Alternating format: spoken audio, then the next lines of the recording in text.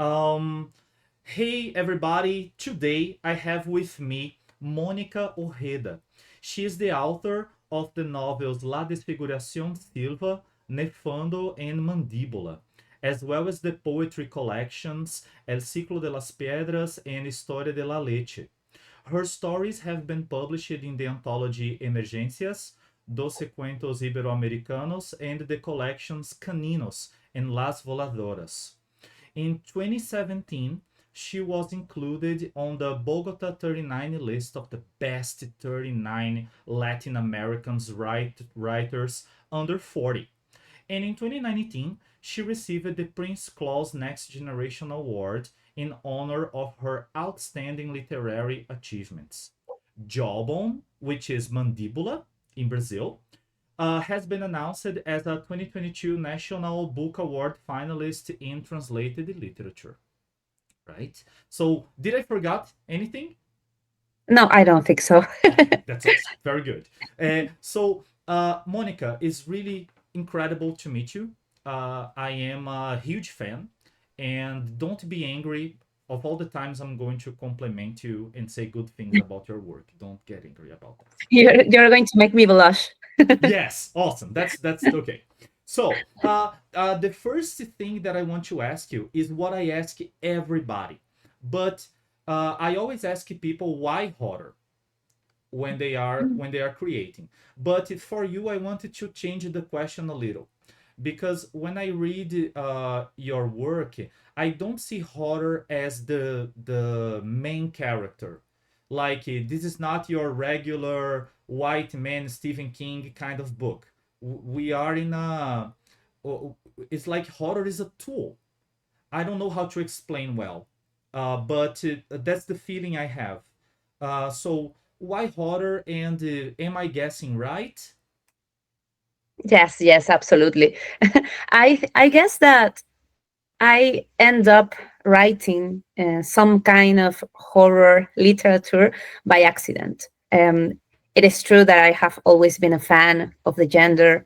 I have always seen horror movies, read horror books, horror comics, but I never considered myself a horror writer until I started to write short stories and people got scared.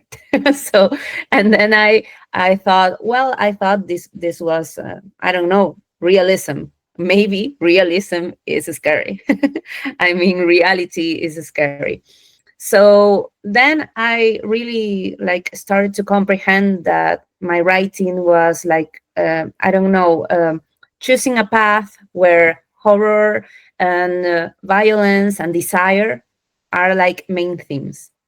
That's why in Jobon, for example, it is very important how what comes to mind about horror in Jobon, it has to be really something connected with desire. You know, with the desire that is forbidden, that you are supposed not to be feeling, and then um, when this desire gets in the air, then the monsters get out, then you yourself become a monster.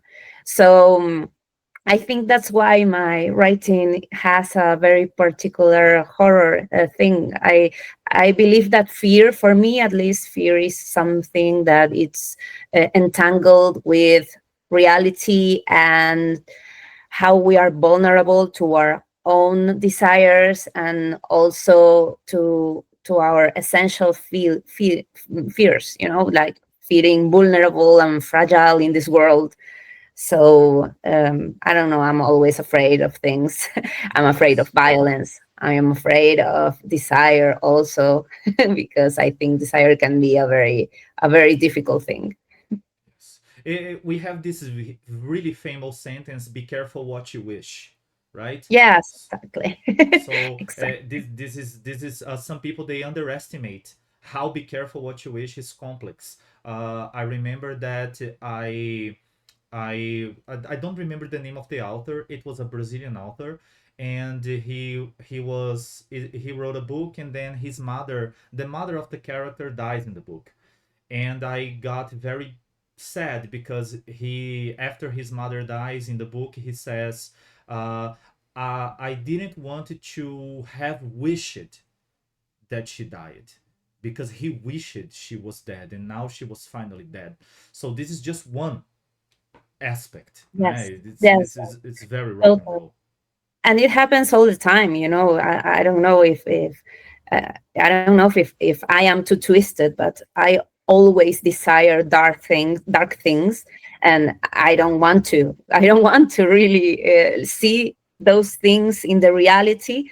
But I have these I don't know, twisted desires sometimes. Like when I was a teenager, I desired for my father to die also, and I used to recreate it in my mind because I was like in a very conflicted time with my father back then. And of course, I love my father. I will never harm him.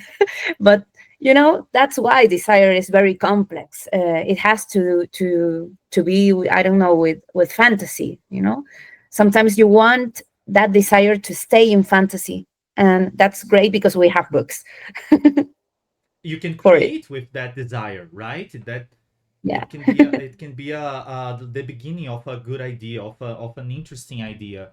And something that also calls my attention in your writing, you talked about having dark desires.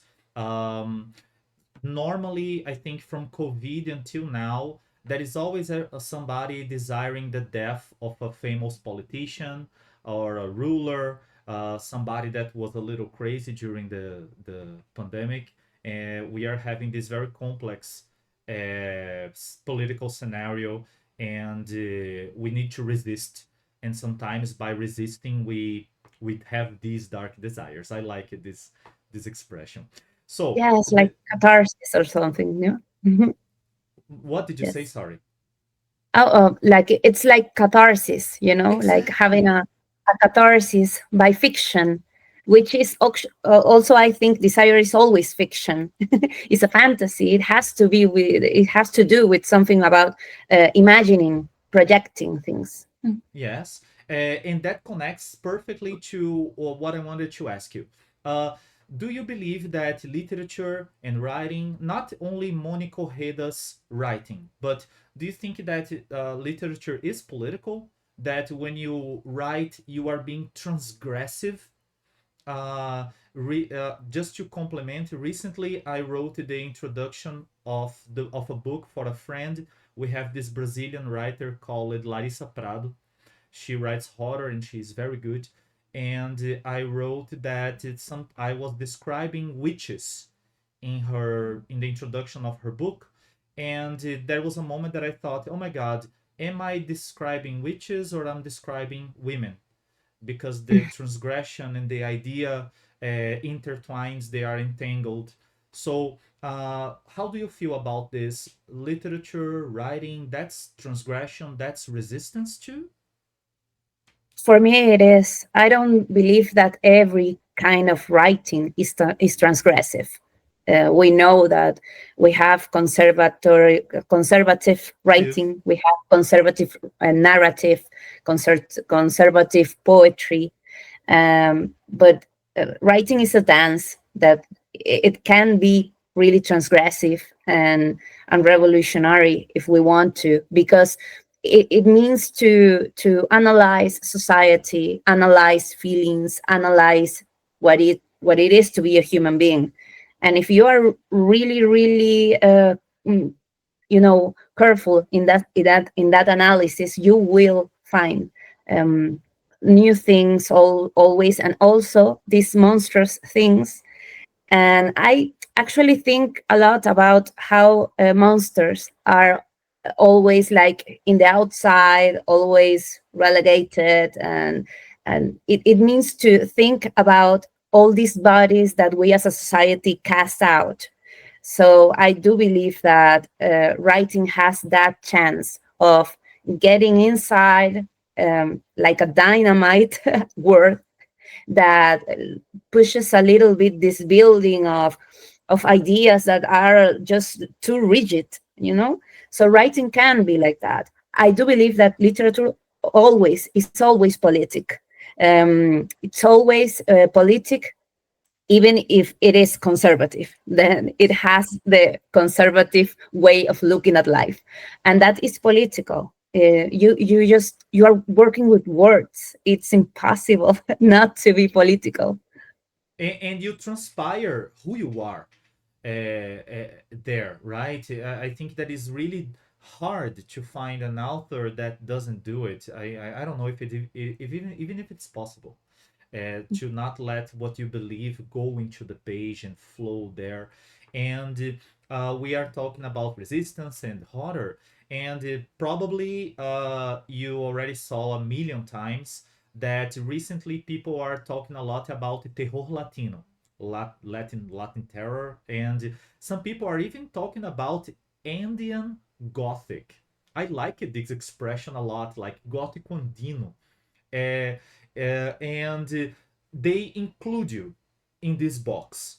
So we have Mariana Henriques, we have Mónica Ojeda, Maria Fernanda Poeiro, Samantha Schweblin, brilliant writers. But how do you feel about the box of the Latin terror? Do you think that, do you feel comfortable in this? This is really what is supposed, or it's bigger and the Latin terror is just one aspect? Hmm. No, I do believe that it has variety, because even when we talk about Andean Gothic, we can talk about tropical Gothic, Amazonic Gothic, Gótico Rioplatense, no? Nice. Gothic of the river Rio de la Plata, You can talk about a lot of possible Gothics in Latin America, thinking just about the geography and the history of that place and and their people, so I found that it is really interesting to think about Gothic in this way, like you are hacking the word, because when you think in literature and you think Gothic, your mind always usually goes to the north, and you think about this English literature that has a geographical and historical way of writing that is very different from us and our realities in every single country and every single geography in Latin America. So I think that when we are talking about Andean Gothic or tropical Gothic, what we are really talking about is how it is that we fear. How is the way that we fear? Um, what are our social and historical wounds? What are our fears as persons that live in the Andean mountains, or if you live in the tropic, and um, like really, really, really thinking about the origin of fear in our populations. That it has different histories, like different ways of expressing themselves. So I found it interesting. We are thinking about our oral literature. We are thinking about our Latin American monsters, and our Gothic architecture is not going to be a palace. It's going to be Exactly. no, but we are thinking about really how we can tell, narrate, write fear from our physical standing. And it is a predominantly feminine movement. Of course, because when as a man, and especially as a white man, I really can't understand all the zillions of nuances of horror that women live every day. So when we see these writers, brilliant writers, almost having a catharsis, like we talked earlier, almost having a catharsis in this writing. This is very powerful too, because I feel that you can express your dark desires, right? Do you also do that? Do you think you talked about violence, and now you are in Madrid, right? But here in Latin Yes. America, all our countries, Brazil included, are extremely violent, and we have this horrible sensation that our Latin American countries hate women. as we hate trans people. And do you also channel that? I think it's impossible not to. Yes, absolutely. I think it's impossible. I mean, I think writing is putting your body in words and letting words get inside your body. So it's impossible to write without the body in pain, the body in pleasure, the body with its past experiences. It's impossible. So when you're a Latin American woman writer, you must have um, experience this kind of exclusions, violence, fear that has to do with the violence to women in Latin America. So for me, when I started to write, I really wasn't thinking. I was like almost a child when I started to write. I was a teenager and I wasn't thinking about that. But my short stories when I was a teenager were about women, having their first menstruation and seeing ghosts in the blood. I don't know. I was writing this kind of stuff when I was a teenager. So it was always about women and about the fear of violence, of force, of bodies that were really, really more bigger than mine. But it also was about resistance, how women like discover how to resist in violent and hostile environments. And sometimes they find ways to resist this hostility that also are hostile ways. So I think that that has always been like breathing in my writing.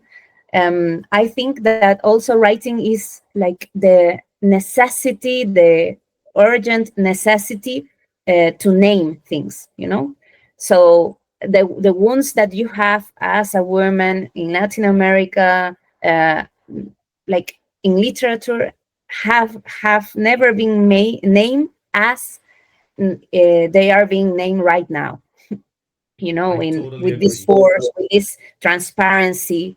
Other writers behind us did it, but they did it sometimes trying to escape the censorship, the discrimination, and they did it with tactics. No, right now authors, they are not thinking about these tactics. They write with the whole force of naming the violence, and they are not trying to escape. Mhm. It's raw, right? Mhm. It's raw, and this connects with the our second moment of this conversation that I want to talk to you about, Voladoras. This book is amazing, and I have a big problem with you because you make me spend all my things, all my flags, because I mark all the stuff is horrible. Oh, that's But beautiful. Thank you so yes, much. and there is a specific story here in Voladoras that I don't know the name in Spanish, but in Portuguese is Sangue Coagulado. Sangre It coagulada. Perfect. So it's about the Perfect. girl. She has this grandmother, and this connects very well to what we said about hostile ways of attacking back, right? So I was really happy because I love revenge, and when I started reading Sangue Coagulado, I didn't imagine that I would have a good revenge there. Uh, but uh, there is another Revenge aspect. is always it is also a desire, revenge. So Yes, talking exactly. about dark desires. Exactly. Unfortunately, somebody that is watching this interview didn't read, but I'm going to speak anyways. The guy who abuses the girl dies, right? Had Yes, to. that's beautiful. Yes. And this is Really. always a good phrase to say that the guy who abuses the girl died. Yes. But we also have talk about witchcraft, and we also have talk about this woman that she is isolate, and maybe because she is a woman and she is isolate and she is old, she is a witch. That's the logical conclusion now for men. Uh, and I also saw this in Mundo de Cima e Mundo de Baixo. What is the name in Spanish? of the El mundo de arriba, el mundo de abajo. Nice. It's this perfect tale that we're going to talk a little more in a moment.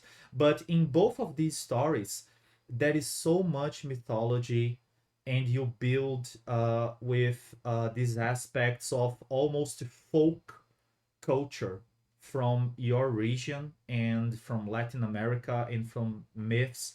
And how important is it to you to bring that into your stories? Because you could write urban fantasy, you could write anything.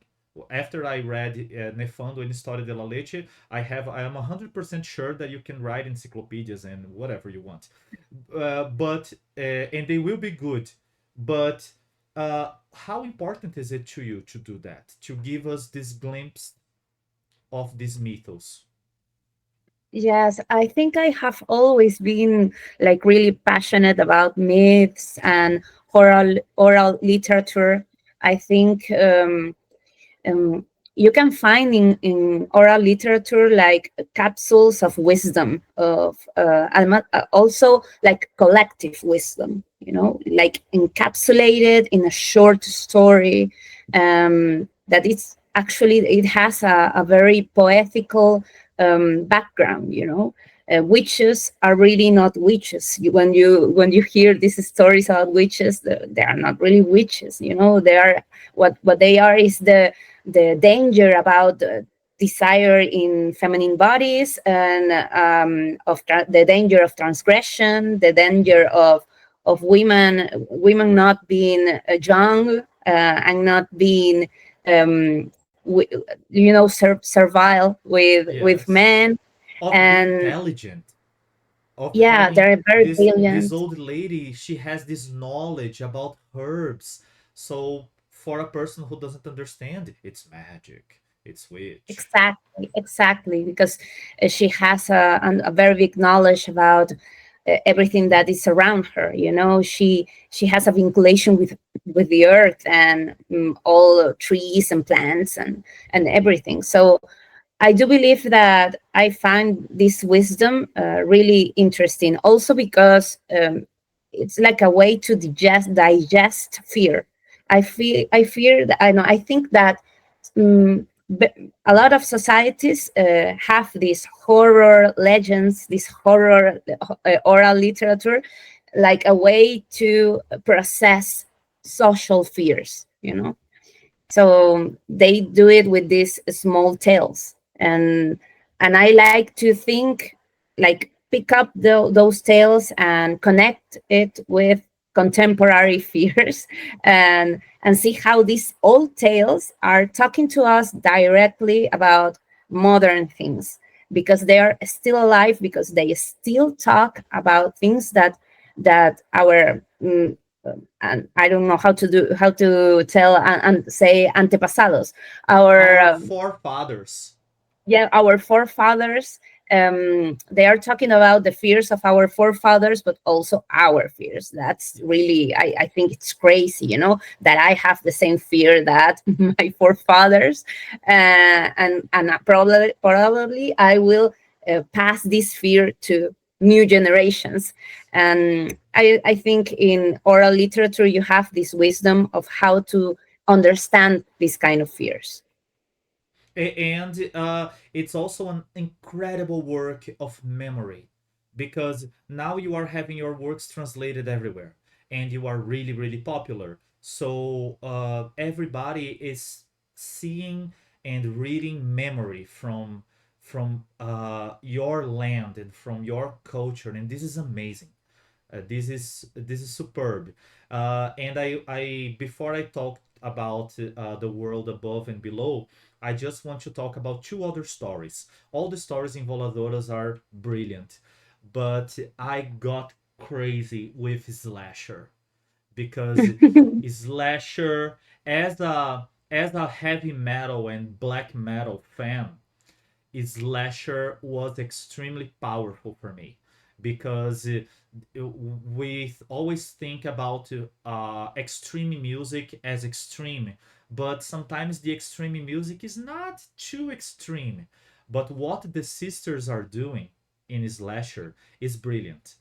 And I want to know your feelings about slasher, but I also want to know how you create wonderful visual images with your words.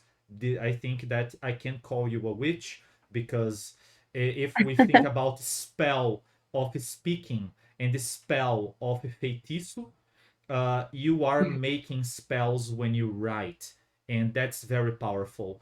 And that is a part in slasher that I marked here. So, Bárbara apertou um botão e um ruído irreconhecível saiu dos alto-falantes. Traduziu as frequências em sua mente. Soa como radiografias negras, cravos febris, redemoinhos musculares, o derretimento do Ártico sobre um monte de Vênus, uma carniça bramante. Diga-me como soa, pedia sempre a irmã, menos agora, com a luz caindo sobre ela, o queixo em direção ao teto e os braços no ar, como se estivesse pendurada pelos pulsos. Soa a abeto derrubado, a montanhas que fedem, a campos e planícies de costelas, a Deus apodrecendo no mar. This is brilliant. Thank you. Yes, really, really brilliant. And when I read História de la Leche, and I recommend it to everybody that didn't read it because we don't have História de la Leche in Brazil. Just a quick comment about Voladoras. The translation is by Silvia Massimini Felix, and she is brilliant in her translation of you and many other authors. Uh, how do you how it's a difficult question. I don't know because I'm also a writer, but how do you build this imagery? Do you have a process? This is something that because História de la Leche is powerful, obscure, sinister, extremely visual, and the slasher has a little of História de la Leche there, the imagery. Yes. So how do you do that, woman?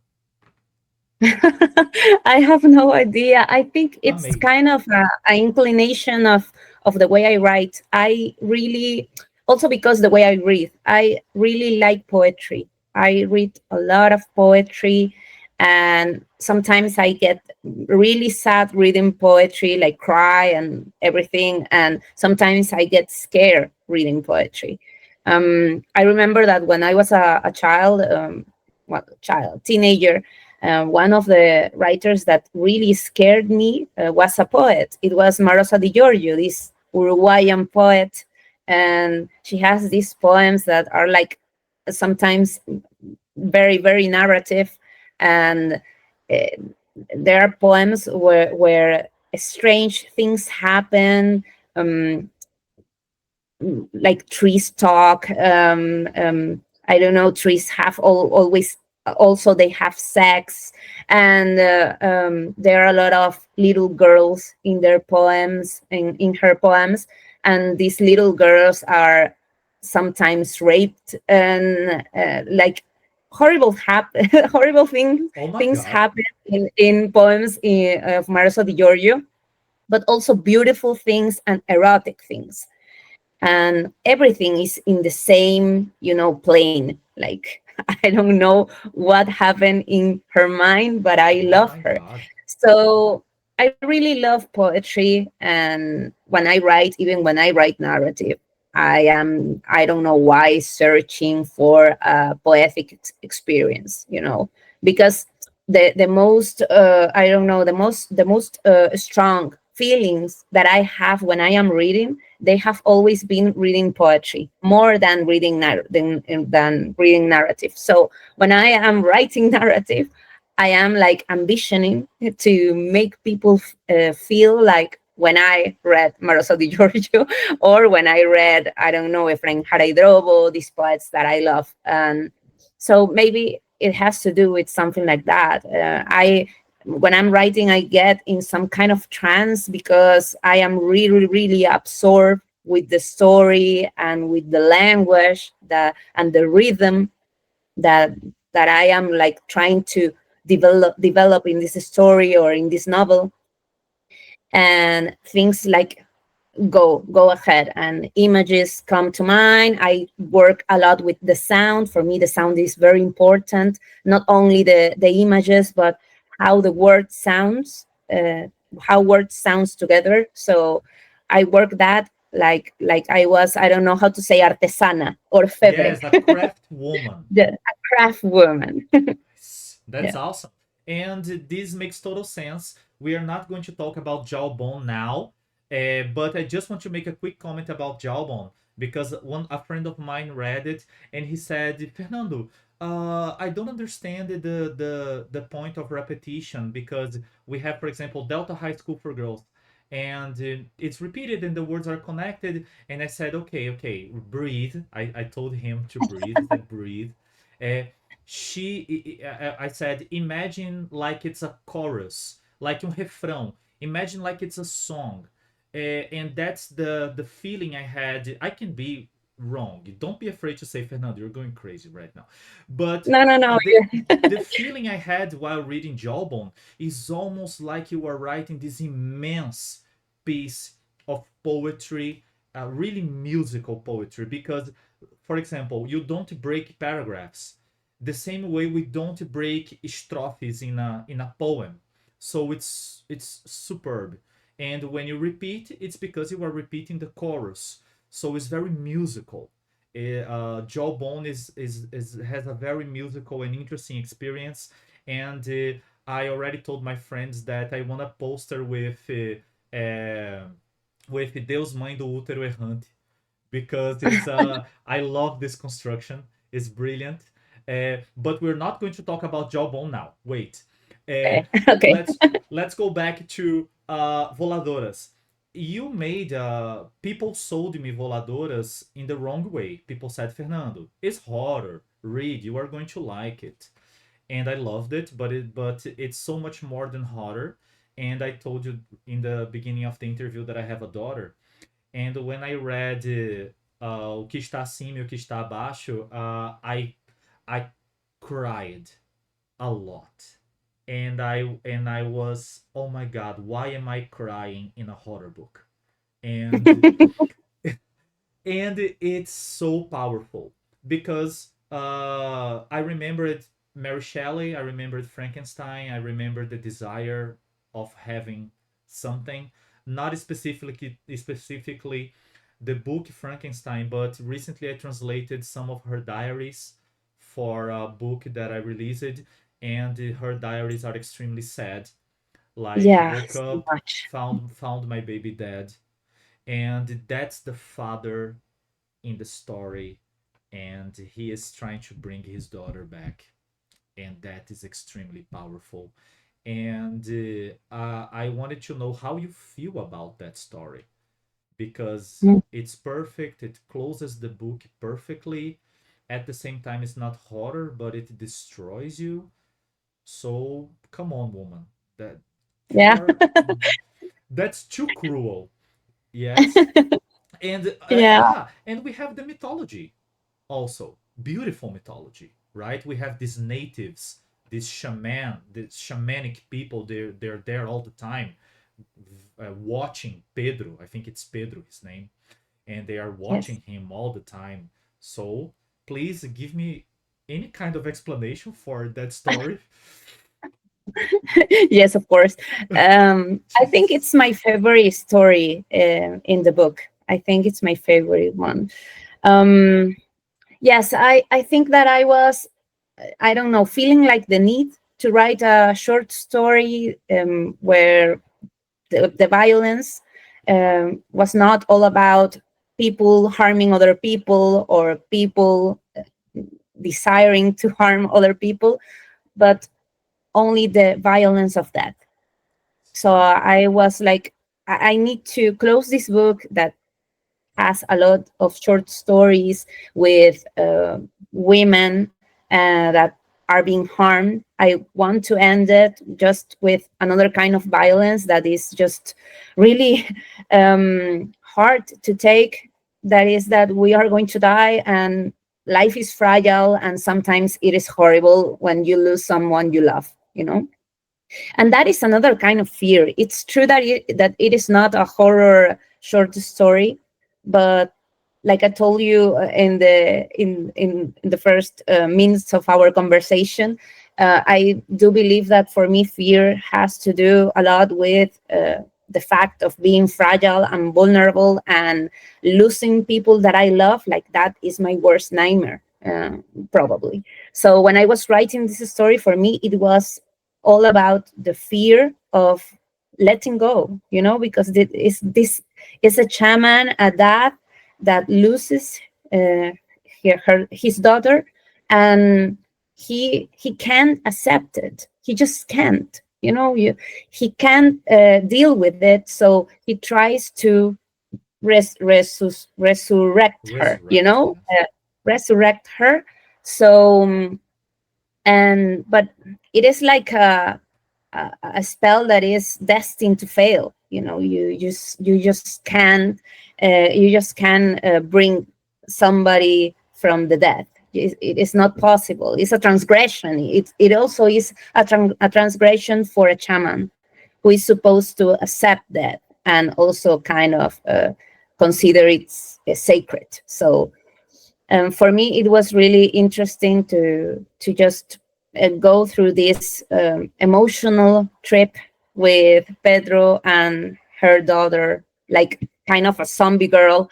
I was also thinking when I was writing the short story that this was like Andean zombie western, because there is a trip, and they travel together in a Desolate horse. land.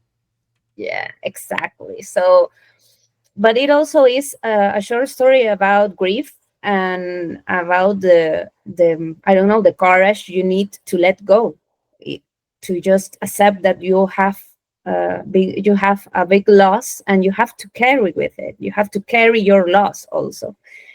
I also cried when I was writing it, because Thanks God. I was I was inspired a lot by a poet that I love, an Ecuadorian poet named Efraín Jaridrobo, who wrote a poem about his son that committed suicide. Oh my God. And so Efraín Jaridrobo just wrote a poem that is just like the best poem I have read ever. It's called Sollozos por Pedro Jara. Like, I don't know how to say it in English, like crying for Pedro Jara. I don't know, something Yes. like that. So I really love this his poem, and I believe that it's a very, like excellent writing about grief and about letting go. And I was really inspired about that poem when I was writing this short story. And this short story is extremely powerful, especially when you see Pedro understanding that that's not his daughter. That Mhm. was very powerful. And that is a moment that he meets another shaman, and this another shaman is like a shapeshifter because he is a wolf.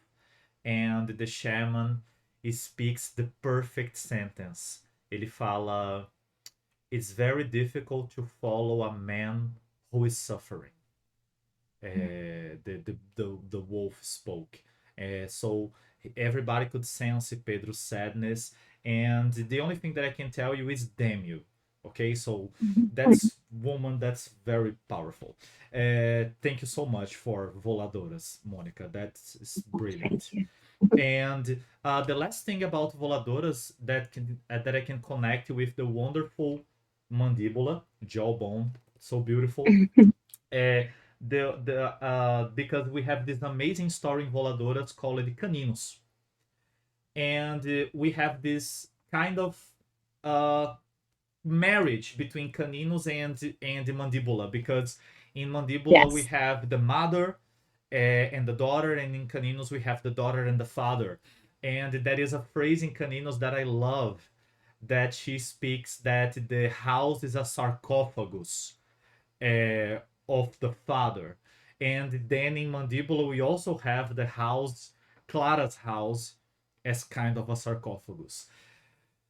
I want to say two things first. Uh, uh, Mandíbula is brilliant. I tell everybody I'm like a missionary. If you had a church, I would be like a missionary. I always tell people read Mandíbula, and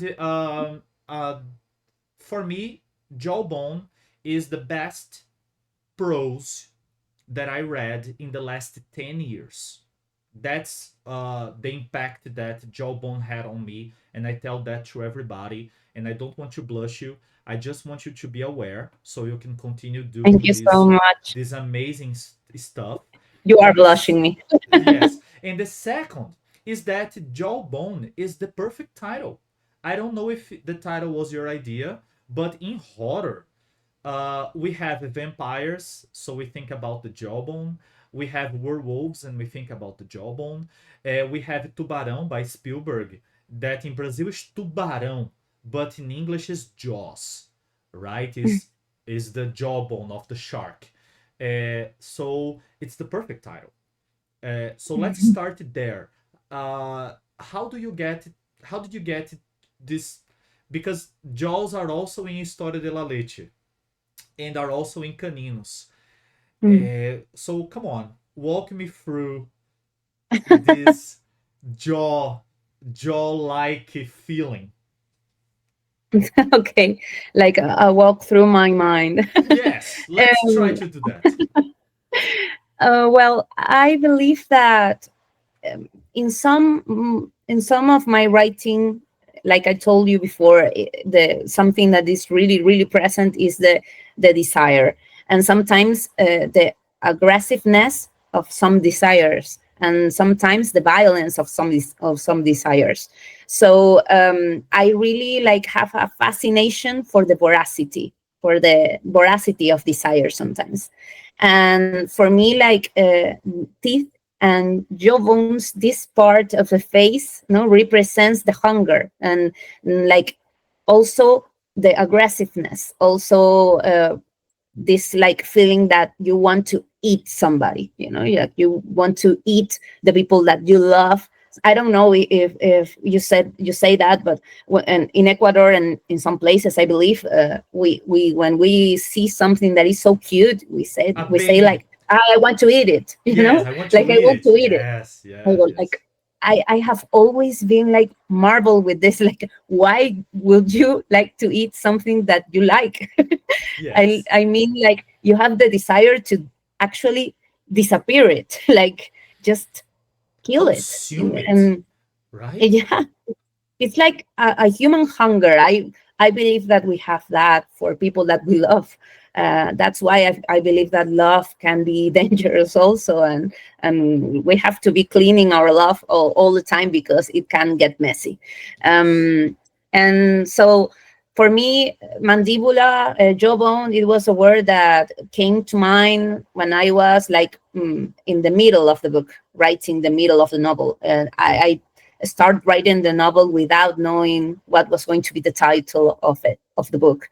But when I was already writing it, and I was like in the middle or so, I saw it perfectly. Like this is a novel about voracity, about desire, about. I also found this sentence of Lacan, and yes, of course, that is a horse jawbone, very beautiful horse jawbone, and I found this sentence, the Lacan sentence, where when he says something like, "The jawbone of a crocodile, that is a mother," and I thought that was very poetic, because when the crocodile mothers always like try to protect their babies in their jawbones, inside their jawbones, and it's really like, for me, that is very problematic, because the crocodile has a very strong bite, Scary so too, right?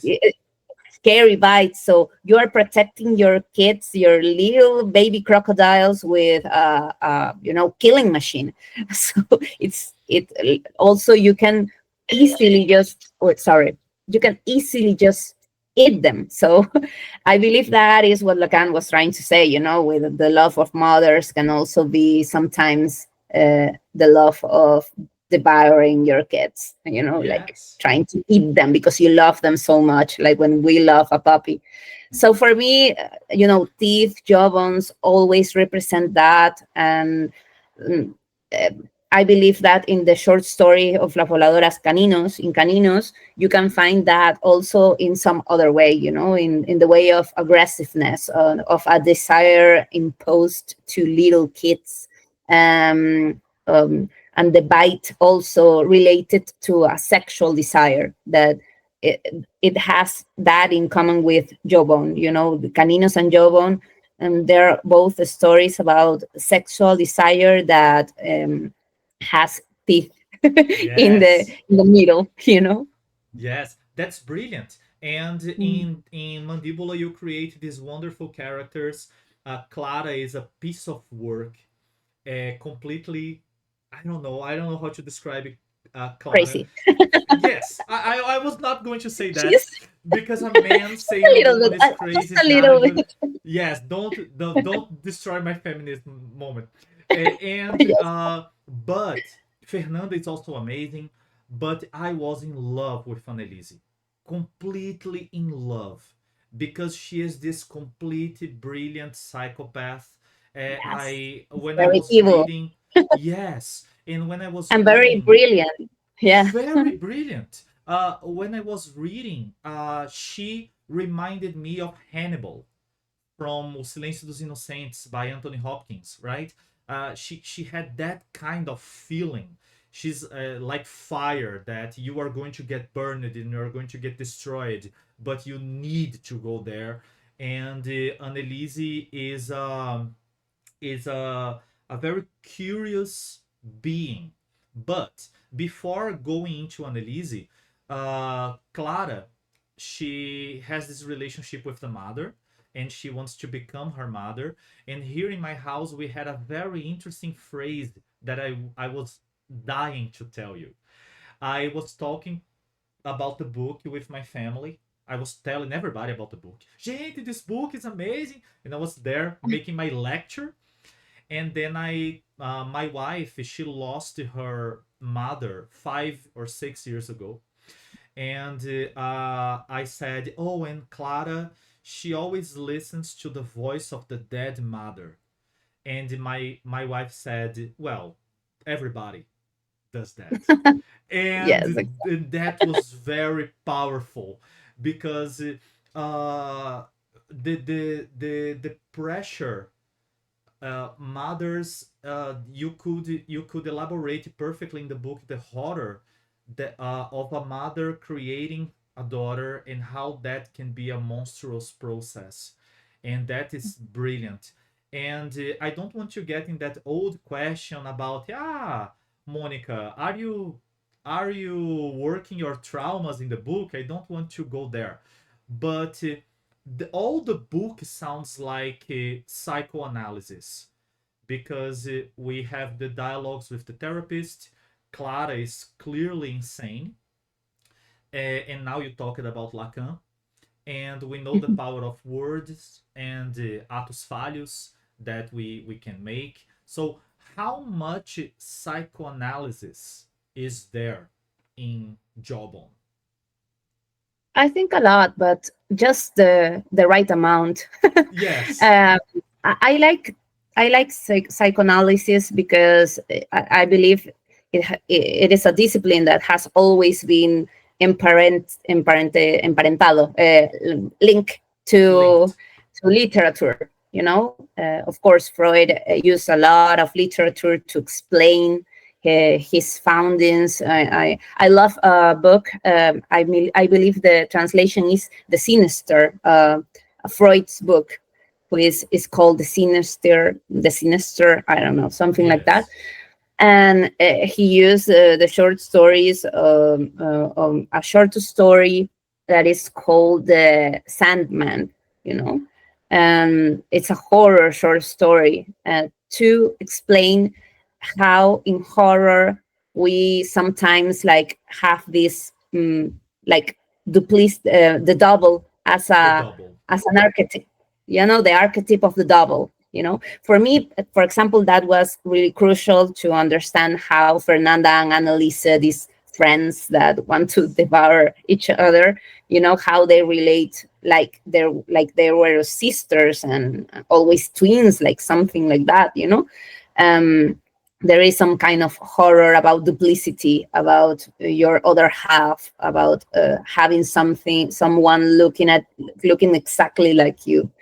And I found this very interesting also because I write things that tend to go to the horror themes and something like that. Also, I like the concept of the sinister that Freud works, about this like crack that happens to appear in a wall, and it's like the crack of the unknown, that it goes like you can just get in and see monsters and see a lot of stuff that are mysterious. So I love that, and I really really took a lot of those concepts to develop Mandibula's like the story, And also I was thinking that for Annalise, it was crucial for me to think about manipulation, because she's very evil and kind of monstrous because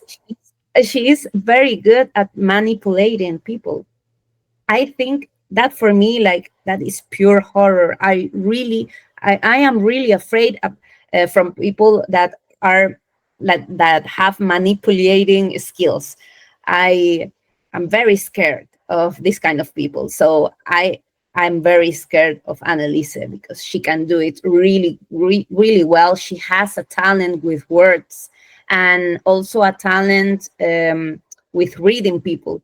Like she really reads the fear of Miss Clara, and Perfectly. Annalise understands her, but she used this knowledge for evil, to Yes. harm people. She always used her knowledge to harm and to play people like people were, like dolls. So for me, that was also interesting, how to write a character that is so manipulative, and also that is linked to the feminine monsters, because I really like the archetype of feminine monsters. In Mandíbula, you don't have a real feminine monster, like a monster inside the novel, but you have these characters that are like feminine monsters because Exactly. they just get absolutely unattached from the feminine rules. They have a desire that is supposed not to be in a feminine body. They have a way of acting, a way of thinking that is kind of twisted. So I really also read a lot of books about the feminine monsters and their traditions, just to get inspired to create Annalise and Fernanda and the characters in the book. That's brilliant. Tell me, because we see that Annelise analyzes Clara, and I was not prepared for having that essay there in the book, and that essay is brilliant. But besides analyzing Clara, I like the fact that you got, because when we think about terror latino and about your writing, is obviously anti-colonial, and I love the way that you got Lovecraft's uh, craziness, misanthropy, homophobia, and racism, and you gave that a new face. You repurpose it, Lovecraftian mythology, and that was perfectly explained also by Annelise in her essay, and that was also conscious, because you mentioned that you go with the flow, that you create like a poem, but was it conscious to repurpose Lovecraft and reuse it? Uh, well, at the start of novel, no. When I start writing Jobon, I didn't knew a lot of things of the book. But when I was already inside the writing, I started to really see the structure of the novel, and also what the novel needed to understand Annelise, because in the first part of the book, you don't really, you see Annalise through some scenes, through Fernanda, through other characters, but really you don't get close to her, you don't listen to her voice, just in a few moments, but not a lot. So I thought it is really important how to understand how Clara gets to do what she does in the book, and how is that Annalise gets into her mind, what, how a 15-year-old girl could do that. So I thought I need that the voice of Annalise appears in the book, and I need to let her do what she does the best, which is contaminate the mind of other people. That's the thing that she likes to do, and she knows exactly how to do it. And that is a very, very scary essay, just not only because she writes about fear and teenage in a teenager world, like how it is developed, also linked to desire, the teenage desire, and all of these kind of things. And she also links it with the tradition of horror. She talks about Edgar Allan Poe. She talks about Lovecraft. She talks about, the whiteness of the whale and Melville's Moby Dick. So she really links it all just to talk about how you can feel really, really scared about what you really want and what you can do with this body, and how women can feel scared also about what people want to do with their bodies. And so I really worked in that essay. When I discovered that essay had to be inside the novel, I really worked with it a lot. And there were some troubles, like, for example, I needed the voice to be, of course, young, but also I needed it to be like when you read something and you think this person has to be a young adult, because of the way she writes. Yeah. But that is also part of the scary thing in the essay of Annalise. It is scary because she's 15 years old, but you read this essay and you think this could have not possibly be written by a 15-year-old girl.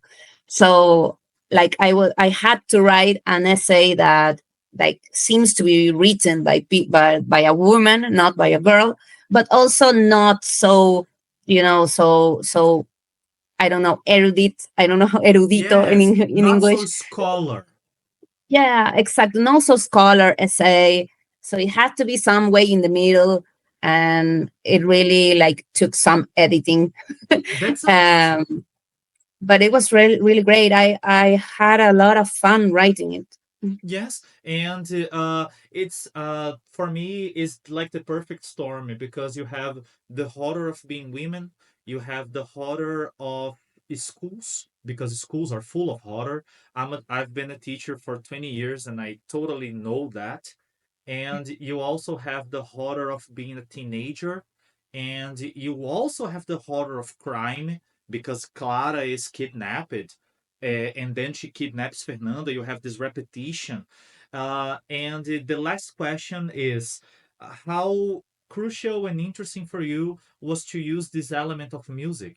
Because we have the repetition of actions, but we have the repetition of words, and the jawbone becomes this malignant song, echoing. It's very powerful. How important was that for you? Very, very. For me, music and writing are like the same thing. For me, writing is rhythm. It's all about rhythm. That's why I love repetitions. Of course, repetitions when it is needed. I really, really choose when and what to repeat, with a very, like, clear mind, to have the effect that I want to have to in the reader. So for me, that achievement of rhythm is very essential to feel like I have really finished the book. If something is not working in the rhythm, for me, the book is not ready yet. I do believe that it comes because I told you I'm a very big fan of poetry. Yes, poetry. So in poetry, when you think about poetry, you think about songs. So it's not possible to think poetry without music. You just think about it. So for me, repetition also it is marvelous because sometimes repetition can be an irony, some ironic tactic, but also repetition can be an obsessive mind inside the text. And also that kind of feeling of obsession, of repetition, just takes the theme that you are working on in some next level. So it works marvelous. I really think that repetition is a very interesting like play key in a novel. It's brilliant. The last compliment I wanted to give you is also about using the color white. I think that talking about Moby Dick and the white god, I love the fact that Annelise has a trans white god.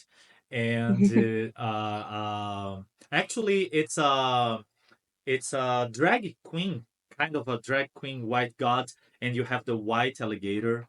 It's interesting because we always think about white as good, but if we think harder, white is complete nothingness. Yeah. Right? Is It's like an empty void. I don't know. I believe that also Edgar Allan Poe and Lovecraft, like for example, they work white in that way. In some of their writings. The writings that were in the located in Antarctica, for yes, example. Yes. like Then at the so Mountains they, of Madness by yeah, Lovecraft. The white exactly. is And the adventures of Arthur Gordon Pym also, that. So I think that is really powerful, but also to be sincere, for me, white has always been very scary. Like for me, it is like something that anticipates the sting, the mancha. the How do I say it? stain. The stain. Yeah, it Yes, anticipates the stain. When you see something white, you know it's going to get dirty.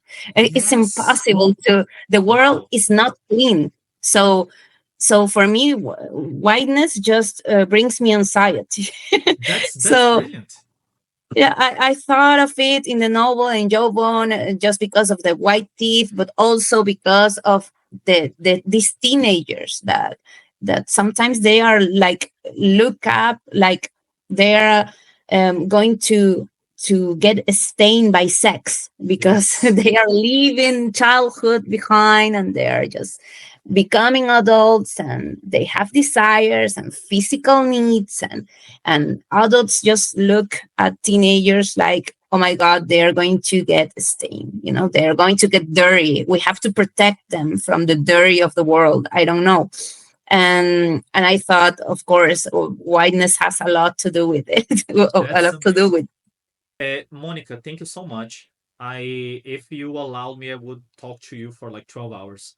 And this interview was amazing. And I am enjoying Chamanes Elétricos. That is your new book. It's really interesting. I'm at the beginning. And do you have any final messages? What can we hope for the future? Are you working on new books? Yes, I'm going to start writing a new novel on January because this year I have been traveling a lot because of Chamanes Eléctricos and the promo trips, of course. But on January I will be back in my old ways of writing. And I'm very happy because I have a lot of desire to get on with it. So thank you so much for the interview. It was really cool to talk with you. Sorry for my English. I have No, been struggling to explain things in my really rusty English. But no, that was amazing. Amazing. Your English rocks. And thank you for your amazing writing and to sharing that because it's a tough decision, right? When we decide to share our writing with others. And I desire it's you, scary also. yes, and It's I scary. desire you good writings and a great end of the year. Thank you so much, Monica. Thank you so much. Thank Bye you. bye. Bye bye. Se cuida. Tchau, tchau.